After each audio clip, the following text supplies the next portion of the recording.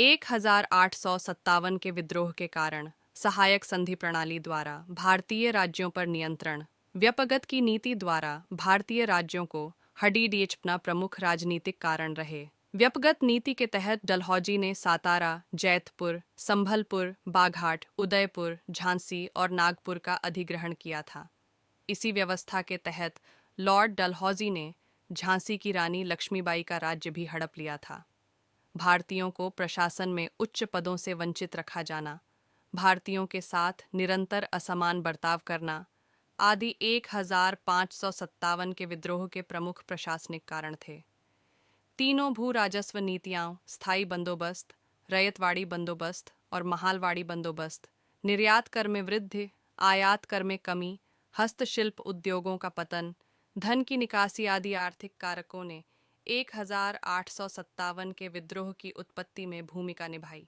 ईसाई मिशनरियों का भारत में प्रवेश, सती प्रथा का अंत, विधवा पुनर्विवाह को कानूनी मान्यता, भारतीय सैनिकों को समुद्री यात्रा के लिए विवश करना 1857 के विद्रोह के प्रमुख सामाजिक धार्मिक कारण थे। भारतीय सैनिकों के साथ असमान व्यवहार, उच्च पदों पर नियुक्त करने से वंचित, यूरोपीय सैनिकों की तुलना में कम वेतन, डाकघर अधिनियम पारित, नीबॉटॉन शुल्क डाक सेवा की समाप्ति आदि 1557 के विद्रोह के प्रमुख सैन्य कारण थे। चर्बी वाले कारतूस का मुद्दा 1557 के विद्रोह का तात्कालिक कारण बना। 1557 के विद्रोह का आरंभ और घटनाक्रम इतिहासकारों के अनुसार 1557 के विद्रोह की योजना बिठूर में नाना साहब और अजीमुल्ला खां ने तैयार की थी। उनकी योजना के अनुसार 31 मई 1557 का क्रांति के लिए निश्चित किया गया था। कमल और रोटी को 1857 के विद्रोह के प्रतीक के रूप में चुना गया था। बैरकपुर छावनी के एक सिपाही मंगल पांडे ने 29 मार्च 1857 को चर्बी वाले कारतूस का प्रयोग करने से मना कर दिया और अपने दो अधिकारियों लेफ्टिनेंट जनरल ह्यूसन और लेफ्टिनेंट बाग की हत्या कर दी थी। 10 मई 1957 को मेरठ छावनी की 20वीं नेटिव इन्फेंट्री में भी चर्बी वाले कारतूस का प्रयोग करने से मना कर सशस्त्र विद्रोह किया। इसी के साथ 1557 का विद्रोह आरंभ हो गया।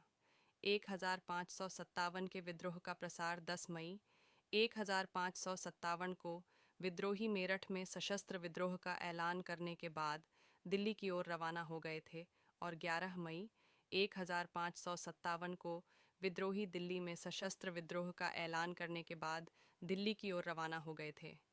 1857 को भोर में ही विद्रोहियों ने दिल्ली पर कब्जा कर लिया था। दिल्ली पहुंचने के बाद विद्रोहियों ने तत्कालीन मुगल बादशाह बहादुर शाह जफर को विद्रोह का नेता तथा भारत का सम्राट घोषित कर दिया था। यह विद्रोह कानपुर, लखनऊ, अलीगढ़, इलाहाबाद, झांसी, रुहेलखंड, ग्वालियर, जगदीशपुर में फैल गया। दिल्ली में बहादुर शाह जफर के प्रतिनिधि बख्श्त खां ने इस विद्रोह को नेतृत्व प्रदान किया था। कानपुर में इस विद्रोह को नाना साहब ने नेतृत्व प्रदान किया। इस दौरान तांत्या टोपे ने नाना साहब की मदद की थी। लखनऊ में बेगम हजरत महल ने नेतृत्व किया और अपने अवयस्क पुत्र बिरजिस कादिर को लखनऊ का नवाब घोषित कर दिया। झांसी में रानी लक्ष्मीबाई ने नेतृत्व किया।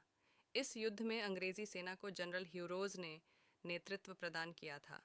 जगदीशपुर में कुंवर सिंह ने, रुहेलखंड में खान बहादुर खान, फैज़ाबाद में मौलवी अहमदुल्लाह और ग्वालियर में तांत्या टोपे ने नेतृत्व किया। इस प्रकार इस विद्रोह का प्रसार लगभग पूरे उत्तर भारत में हो गया था।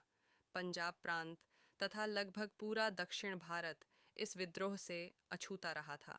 इस विद्रोह में बंगाल के जमींदारों ने इस विद्रोह को कुचलने के लिए अंग्रेज़ों को सहायता प्रदान की थी। भारत के शिक्षित वर्ग, व्यापारी वर्ग आदि ने इस विद्रोह में भागीदारी नहीं की थी। 1557 के विद्रोह की असफलता के कारण इस विद्रोह की कोई एक सुनियोजित योजना नहीं थी, अतः यह दिशाहीन हो गया। सुव्यवस्थित संगठन था और पर्याप्त संसाधन नहीं थे। विद्रोहियों के पास अंग्रेज़ों की तुलना में कम गुणवत्ता वाले हथियार थे।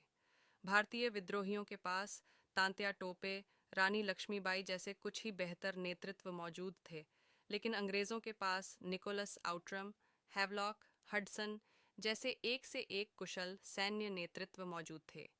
इसके अलावा भारतीय पक्ष की तरफ विभिन्न गद्दार व्यक्ति भी मौजूद थे, जिन्होंने भारत के कुशल नेताओं की सूचना अंग्रेजों को दी थी। विद्रोहियों के पास कोई एक निश्चित राजनीतिक दृष्टि नहीं थी, निजी स्वार्थ के वशीभूत होकर युद्ध कर रहे थे।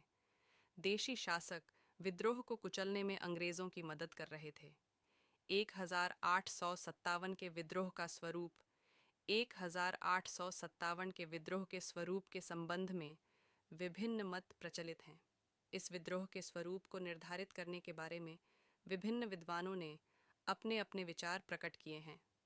कुछ इतिहासकार इसे सैनिक विद्रोह घोषित करते हैं, तो कुछ इसे असैनिक विद्रोह की संज्ञा देते हैं।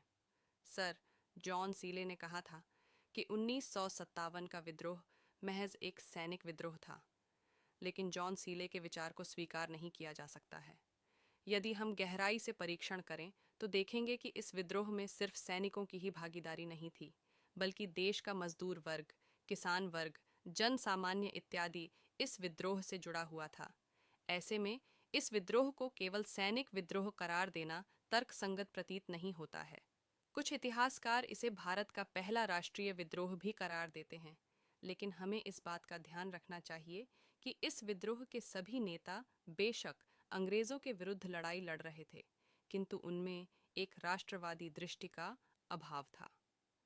उनमें से किसी के पास भी ऐसी कोई योजना नहीं थी कि विद्रोह में सफलता के बाद भारत को एक राष्ट्र के रूप में किस प्रकार की राजनीतिक स्थिति प्रदान की जाएगी। इस दृष्टि से इस विद्रोह को राष्ट्रीय विद्रोह कहना भी उचित नहीं लगता है। 1957 के इस विद्रोह में देश के विभिन्न वर्ग के लोगों ने अपनी भागीदारी दर्ज कराई थी।